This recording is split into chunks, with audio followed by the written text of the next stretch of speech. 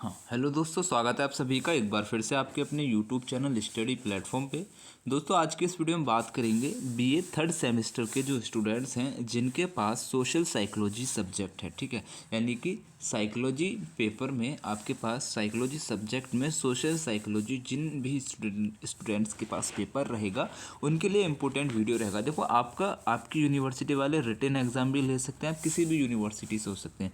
जहाँ पे written exam हो रहे हैं उनके लिए मैंने यहाँ पे 5 क्वेश्चन सिलेक्ट किए हैं जो कि बहुत इंपॉर्टेंट है रिटन में, और जिनका एमसीक्यू बेस ये होने वाला है question paper BA third semester में। उनके लिए मैंने यहाँ पे 10 बहुत इंपॉर्टेंट क्वेश्चन तैयार किए हैं, वो इसी पूरे पैराग्राफ में से तैयार किए हैं। मतलब जो मैंने लिखा है आपके लिए रिटन टाइप से इम्पोर्टेंट क्वेश्चन, उसी में से मैंने एमसीक्यू क्वेश्चन भी बना दिए हैं। तो सबसे पहले जिन भी स्टूडेंट्स का आपका रिटन एग्ज़ाम होना है वो पहले यहाँ पे ये पांचों क्वेश्चन को अच्छे से पढ़ लेंगे। फिर अपना टेस्ट करने के लिए आप क्या कर सकते हैं कि एमसीक्यू टाइप के क्वेश्चनों को आप सॉल्व कर सकते हैं जो मैंने आपके लिए तैयार किए हैं। ठीक है, और ये वाला जो पीडीएफ है आपको टेलीग्राम पे मिल जाएगा, इसके लिए परेशान नहीं होना है। वो आप मुझे कमेंट्स भी करिएगा या फिर आप मुझे व्हाट्सएप पे भी मैसेज कर दीजिएगा, मैं आपको बता दूंगा। ठीक है, 7300975835 ये मेरा व्हाट्सएप नंबर रहेगा। चलिए, देखो, पहला क्वेश्चन आपसे पूछा है कि यह सामाजिक मनोविज्ञान का अर्थ और परिभाषा बताइए। तो सामाजिक मनोविज्ञान का अर्थ क्या है और इसकी परिभाषा आपको बतानी है, बहुत इंपॉर्टेंट रहता है। देखो, अर्थ में आपको सबसे पहले लिख देना है कि सामाजिक मनोविज्ञान 2 शब्दों से मिलकर बना है, एक है सामाजिक और दूसरा है मनोविज्ञान। अब इसमें जो सोशल शब्द है यानी कि जो आपका सामाजिक शब्द है, ये लैटिन भाषा के सोशियस शब्द से बना है। ठीक है, किससे? देखो, हम इसका सोशल शब्द है, एक्चुअल में क्या है कि ये सोशल शब्द है, लेकिन इसका हमने हिंदी रूपांतरण क्या बनाया है कि सामाजिक। ठीक है, मतलब इसका अर्थ भी यही होता है, आप समझने की कोशिश कीजिएगा। लैटिन भाषा का जो शब्द था ना वो आपका सोशियस है, तो सोशियस जो शब्द है जिसका अर्थ होता है साथी, सहयोगी या फिर समाज। समझ रहे? साइकोलॉजी का अर्थ होता है कि मन और व्यवहार का अध्ययन करना। साइकोलॉजी का मतलब क्या होता है कि जो आपके माइंड में चल रहा है, आपके व्यवहार जो है उसका अध्ययन करना है। मतलब आप किसी भी बंदे के माइंड सेट को पढ़ रहे हैं ना, तो उसी को साइकोलॉजी कहते हैं। तो इन दोनों शब्दों का अर्थ यहाँ पे आपको समझ में आ रहा है। तो यहाँ पे ये लिखा है मैंने, अतः शाब्दिक अर्थ में सामाजिक मनोविज्ञान वह विज्ञान है जो सामाजिक परिस्थितियों में व्यक्ति के व्यवहार, विचारों और भावनाओं का वैज्ञानिक अध्ययन करता है। ये समझने का प्रयास करता है कि व्यक्ति दूसरे व्यक्ति की उपस्थिति से कैसे प्रभावित होता है। ठीक है, इतना आपको इसके अर्थ में समझ में आया।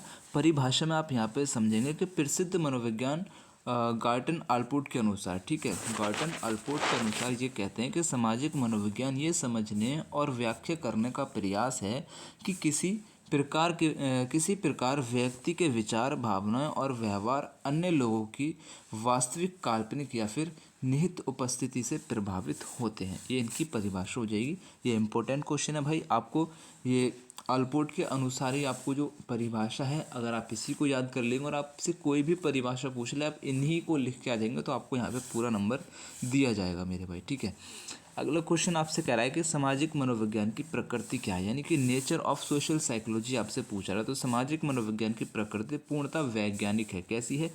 ये वैज्ञानिक है। इसकी विवेचना निम्नलिखित बिंदुओं पर के आधार पर की जाती है, जैसे कि वैज्ञानिक विधियों का प्रयोग। पहला क्या है? वैज्ञानिक विधियों का इसमें प्रयोग होता है। जैसे सामाजिक मनोविज्ञान अपने अध्ययन में अनुमान या फिर कल्पना का सहारा नहीं लेता, बल्कि यह अवलोकन यानी कि ऑब्जर्वेशन, प्रयोग या फिर एक्सपेरिमेंट और जो आपका सर्वे होता है जैसी वैज्ञानिक विधियों को उपयोग करते हैं। तथ्यों पर आधारित होता है, यानी कि फैक्ट पर बात करता है। ये क्या होना चाहिए, क्या होना चाहिए, यानी कि आदर्शवादी पर बात नहीं करता बल्कि वास्तविकता पर अध्ययन करता है। कार्य कारण संबंध, यानी कि आपका ये कह रहा है कि केवल घटनाओं का वर्णन नहीं कर हुआ था, मतलब इसमें केवल घटनाओं का वर्णन नहीं होता। एक कहानी के जैसे आपको कोई कहानी या घटना नहीं बताई जाती है, बल्कि उनके पीछे के कारणों को भी खोजा जाता है। जैसे कि भीड़ में व्यक्ति आक्रामक क्यों हो जाता है, ये आपको यहाँ पे इसमें पढ़ने को मिलता है। किसमें? साइकोलॉजी में। आप समझ रहे हैं? भावनात्मक क्यों नहीं है, मतलब कि ये भावनात्मक क्यों नहीं होता है, क्योंकि सामाजिक मनोविज्ञान भावनात्मक नहीं है, क्योंकि ये भावनाओं में बहकर निष्कर्ष नहीं निकालता। ये डेटा और ये डेटा यानी कि आंकड़ों और प्रमाणों पर निर्भर करता है। यद्यपि ये भावनाओं का अध्ययन करता है, जैसे कि क्रोध या फिर प्रेम का अध्ययन तो करता है, लेकिन अध्ययन करने का जो तरीका है वो वैज्ञानिक और वस्तुनिष्ठ यानी कि ऑब्जेक्टिव होता है, भावुक नहीं होता है। ये पीडीएफ आपको देखो टेलीग्राम पे मिल जाएगा, वहाँ से आप इसको डिटेल में एकदम से पढ़ सकते हैं, कोई दिक्कत नहीं है आपको। ठीक है, मैं उम्मीद कर रहा हूँ यहाँ पे आपको सारी चीज़ें समझ में आ रही है। अगर कोई चीज़ दिक्कत आ रही है आप कमेंट्स में मुझसे पूछ सकते हैं। कोई भी दिक्कत आ रही है व्हाट्सअप पे आप मैसेज ज़रूर करेंगे, ठीक है। और हमारा एक व्हाट्सअप चैनल भी है जिसका लिंक भी मैंने आपको वीडियो के डिस्क्रिप्शन में दे रखा है, आप उससे भी ज़रूर ज्वाइन हो जाइएगा, ठीक है। चलिए, वैसे देखो हमारे चैनल पे फ्री ऑफ कॉस्ट पूरा बीए का तैयारी यहाँ पे कराया जाता है। अभी आगे कुछ इम्प्रूवमेंट होगा, वो मैं आगे ही आपको सारी चीज़ें बताऊंगा, लेकिन आप हमसे कनेक्ट रहिएगा। आपको बीए में बेहतर परसेंटेज बनाना है तो ये चैनल आपके लिए बेस्ट रहेगा, ठीक है। सामाजिक मनोविज्ञान का विषय क्षेत्र क्या है, यानी कि स्कोप ऑफ सोशल साइकोलॉजी क्या रहेगा। तो सामाजिक मनोविज्ञान का क्षेत्र जो है ना अत्यंत व्यापक है।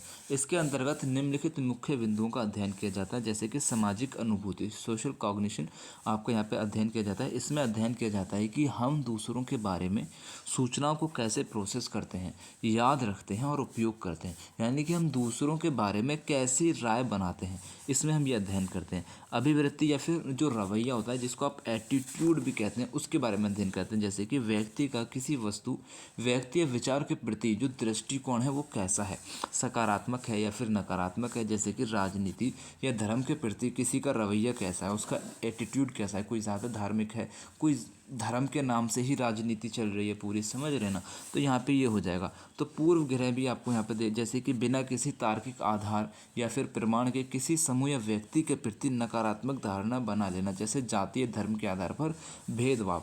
पूर्व ग्रह का मतलब आप यहाँ पे समझ रहे ना, जैसे कि पहले के टाइम पे जो राजा थे, जैसे कि कुछ मुस्लिम राजा थे और कुछ हिंदू भी थे, तो उनके बीच में जो लड़ाई हुई थी, देखो मैं यहाँ पे बेसिकली हिस्ट्री का टॉपिक ऐड कर रहा हूँ, क्योंकि यहाँ पे थोड़ा समझाने का, ये वाला टॉपिक समझाने के लिए थोड़ी आपको क्लियरेंस चाहिए ना। जैसे कि पहले के टाइम पे जो हिंदू मुस्लिम जो राजा हुआ करते थे वो लड़ते क्यों थे, आप बेसिक सा एक सोचिए। वो लड़ रहे हैं सत्ता के लिए, गद्दी के लिए, लेकिन आज के टाइम में उसको क्या बताया जा रहा है कि वो हिंदू था और वो मुसलमान, हिंदू मुसलमान करके उसको हमारे सामने तैयार किया जा रहा है। तो ये आप समझ रहे हैं ना कि बिना किसी तार्किक आधार या प्रमाण के किसी समूह या व्यक्ति के प्रति नकारात्मक धारणा बना लेना, जैसे जाति धर्म के आधार पर भेदभाव, समझ रहे हैं ना। तो यहाँ पे यही इसका अर्थ हो जाएगा। चलिए, समूह गतिशीलता, व्यक्ति समूह में कैसे व्यवहार करता है। देखो समूह गतिशीलता का मतलब होता है कि व्यक्ति जो है समूह में, ग्रुप में कैसे व्यवहार करता है। इसमें नेतृत्व, सहयोग, संघर्ष और भीड़ के व्यवहार का अध्ययन शामिल होता है। कि भाई अब मैं किसी भीड़ में जाके खड़ा हो जाऊं तो कोई मेरा ऑब्जर्वेशन करेगा, मुझे देखेगा, तो वो मुझे पता करेगा कि अच्छा सर जो है देखो भीड़ में कैसे छुपने की कोशिश कर रहे हैं, सर शर्मा रहे हैं, सर सामने नहीं आना चाह रहे। तो इस तरीके से मेरा अध्ययन वहाँ पे शामिल हो जाएगा। सामाजिक प्रभाव, जैसे कि सोशल इन्फ्लुएंस, समाज का दबाव व्यक्ति के निर्णयों को कैसे बदलता है, जैसे फैशन या फिर परंपराओं का पालन। चलिए, ये थोड़ा लंबा हो गया, कोई दिक्कत नहीं है। कोई दिक्कत आए आप मुझे कमेंट ज़रूर कर दीजिएगा। सामाजिक मनोविज्ञान और समाजशास्त्र से संबंध, सामाजिक मनोविज्ञान और समाजशास्त्र में संबंध क्या है, relation between social psychology and sociology. तो इन दोनों विषयों में गहरा संबंध होता है, लेकिन दृष्टिकोण में अंतर है। शाब्दिक आधार पर, जैसे कि समाजशास्त्र है, ये लैटिन शब्द सोशियस से बना है, जिसमें देखो सोशियस का अर्थ होता है समाज, और ग्रीक शब्द लोगोस, शास्त्र या फिर अध्ययन से बना है। इसका मुख्य केंद्र समाज और सामाजिक संरचना है। सामाजिक मनोविज्ञान, इसका केंद्र व्यक्ति है जो उस समाज में रहा है। अंतर क्या है, डिफरेंस है कि समाज शास्त्र का अध्ययन इकाई, यूनिट ऑफ स्टडी, समूह या समाज है। ये संस्थाओं, जाति प्रथा, गरीबी आदि का बड़े स्तर पर अध्ययन करता है। सामाजिक मनोविज्ञान की अध्ययन इकाई व्यक्ति है। ये देखता है कि उस समाज या गरीबी का असर एक अकेले व्यक्ति के दिमाग और व्यवहार पर क्या पड़ रहा है। समानता क्या है कि दोनों ही मानव व्यवहार और सामाजिक अंतःक्रियाओं को समझाने का प्रयास करते हैं। अब यहाँ पे संक्षिप्त टिप्पणी यानी कि शॉर्ट नोट्स में आपसे कह रहा है, इसको कोई दिक्कत नहीं है, इसे छोड़िए, ठीक है। अब देखो यहाँ पे क्या है कि एमसीक्यू टाइप से क्वेश्चन है, उसी के आधार पर थे। अब यहाँ पे मैं आपको देखो बता रहा हूँ कि सामाजिक मनोविज्ञान यानी कि जो सामाजिक मनोविज्ञान है किन दो शब्दों से मिलकर बना है। मैंने आपको बताया था कि सामाजिक मनोविज्ञान सोशल और साइकोलॉजी से मिलकर बना है, सोशल और साइकोलॉजी से मिलकर बना है, तो सी यहाँ पे आपका पहले का करेक्ट आंसर है। दूसरा क्वेश्चन आपसे कह रहा है कि सोशल शब्द किस भाषा के मूल शब्द से बना है, तो ये मैंने आपको बता रखा है, ये आपका लैटिन भाषा के शब्द से बना है। लैटिन, हाँ ये हमारी बी ऑप्शन है, ठीक है, लैटिन भाषा से बना है, बी करेक्ट आंसर रहेगा। क्वेश्चन नंबर 3 आपसे कह रहा है कि लैटिन शब्द सोशियस का अर्थ क्या होता है, तो इसका अर्थ होता है साथी या फिर सहयोगी, आपको मैंने बताया है अभी ऊपर समझाया है, बी करेक्ट आंसर है। क्वेश्चन नंबर 4 आपसे कह रहा है सामाजिक मनोविज्ञान की प्रकृति कैसी है, तो सामाजिक मनोविज्ञान की जो प्रकृति होती है ना वो वैज्ञानिक होती है, भावनात्मक या फिर काल्पनिक नहीं होती है, आपको पता है, ए यहाँ पे करेक्ट आंसर हो जाएगा क्वेश्चन नंबर 4 का। क्वेश्चन नंबर 5 आपसे क्या कह रहा है कि सामाजिक मनोविज्ञान मुख्य रूप से किसका अध्ययन करता है, तो सामाजिक मनोविज्ञान मुख्य रूप से सामाजिक परिस्थितियों में व्यक्ति के व्यवहार का अध्ययन करता है, सी करेक्ट आंसर रहेगा। क्वेश्चन नंबर 6 आपसे कह रहा है कि सामाजिक अनुभूति का क्या अर्थ है, तो सामाजिक अनुभूति का अर्थ होता है दूसरों के बारे में सोचने और समझने की प्रक्रिया, बी आपका यहाँ पे करेक्ट आंसर रहेगा। क्वेश्चन नंबर 7 आपसे कह रहा है कि अनुकरण सामाजिक मनोविज्ञान की किस प्रक्रिया से संबंधित है, तो राइट आंसर आपको लगाना है सीखने से संबंधित है। अनुकरण का मतलब आप सभी को पता है मेरे ख्याल से, इसका मतलब होता है नकल करना बेसिकली, ठीक है, इसका मतलब क्या होता है नकल करना, तो ये सीखने से संबंधित हो जाएगा, बी करेक्ट आंसर है। क्वेश्चन नंबर 8 आपसे कह रहा है निम्नलिखित में से कौन सा सामाजिक मनोविज्ञान का विशेष क्षेत्र नहीं है, तो राइट आंसर आपको लगाना है, देखो वन्य जीव संरक्षण जो है आपका सामाजिक मनोविज्ञान का क्षेत्र नहीं है। बाकी इसमें देखो आपका एटीट्यूड आ जाएगा, नेतृत्व आ जाएगा और समूह गतिशीलता भी शामिल हो जाएगा, तीनों ही मैंने आपको बताया है अभी ऊपर, आप चाहें तो दोबारा से वीडियो को रिपीट करके देख सकते हैं। क्वेश्चन नंबर 9 आपसे कह रहा है कि एटीट्यूड शब्द का संबंध किससे है, तो एटीट्यूड शब्द का संबंध किससे हो जाएगा भाई, ये आपको हो जाएगा दृष्टिकोण से, ठीक है। क्वेश्चन नंबर 9 का बी आपका करेक्ट आंसर रहेगा। क्वेश्चन नंबर 10 आपसे कह रहा है, लास्ट क्वेश्चन रहेगा, सामाजिक मनोविज्ञान के अध्ययन की प्रमुख विधि कौन सी है, सामाजिक मनोविज्ञान के अध्ययन की प्रमुख विधि भाई कौन सी हो जाएगी, तो हो जाएगी प्रयोग विधि, एक्सपेरिमेंटल मेथड हो जाएगा, बी आपका करेक्ट आंसर है, ठीक है।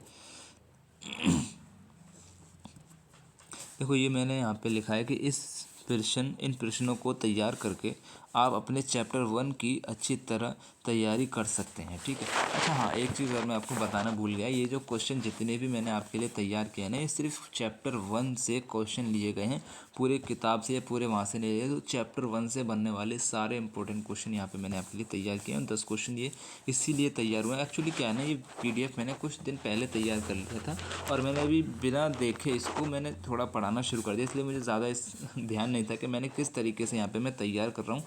अब मुझे याद आ रहा है कि मतलब मैंने यहाँ पे जो इस चैप्टर 1 को तैयार किया था ना, तो मेरा एक मकसद ये था कि चैप्टर वाइज करके आपको ये पूरा आपको साइकोलॉजी का तैयार कराने की कोशिश करूँगा, लेकिन ये मेरे ख्याल से मुझे लग रहा है अभी संभव नहीं हो पाएगा। मैं इस वीडियो के बाद आपको क्या करूँगा, पूरी किताब से यानी कि कुछ यूनिट से ले सकता हूँ या फिर 4 यूनिट से इंपॉर्टेंट क्वेश्चन लूँगा, फिर अगले वीडियो में उसके 4 इंपॉर्टेंट यूनिट से आपके इंपॉर्टेंट क्वेश्चन लूँगा, इस तरीके से करूँगा, क्योंकि एक एक चैप्टर वाइज से करने में ना पूरा जो आपका BA में इतने सारे सब्जेक्ट है वो कवर नहीं हो पाएगा, मुझे ऐसा अभी महसूस हो रहा है, क्योंकि टाइम भी मेरे पास थोड़ा कम रहता है और वीडियो भी थोड़ा रेगुलर नहीं आ पाती है ना। तो मैं अभी क्या करूँगा, पूरे यूनिट से इंपॉर्टेंट क्वेश्चन आपके लिए सेलेक्ट करूँगा और वो आपके लिए बनाऊँगा। और एक बार आप मुझे कमेंट ज़रूर कर देना कि आपको MCQ टाइप ज़्यादा चाहिए, मतलब MCQ टाइप क्वेश्चन चाहिए या फिर रिटन फॉर्म में ही आपको चाहिए, ठीक है। जिसके ज़्यादा रहेगा मैं उसी हिसाब से काम करूँगा, क्योंकि दोनों तरीके से संभालना थोड़ा मेरे लिए क्या हो रहा है कि थोड़ा मुश्किल होता जा रहा है, ठीक है। बाकी आप सभी के एग्ज़ाम के लिए best of luck, thanks for watching, अल्लाह हाफिज़।